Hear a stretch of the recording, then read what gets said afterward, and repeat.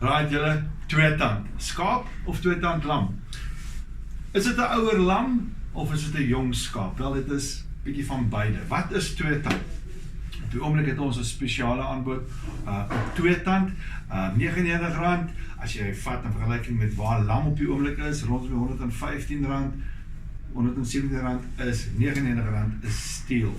Wat is tweetand of AB skaap? Nou, sodra 'n lam sy melktande begin wissel, 'n skaap wissel sy voorste 2 tande eers, dan val die lam in die AB kategorie. So 'n AB skaap of 'n ouer lam of 'n jonger skaap kan enigiets wees tussen 1 jaar en 2 jaar. Hier van 1 jaar af begin hulle te wissel. Hulle raam is 'n bietjie groter. Dit is my go-to wat ek vir my persoonlik slag.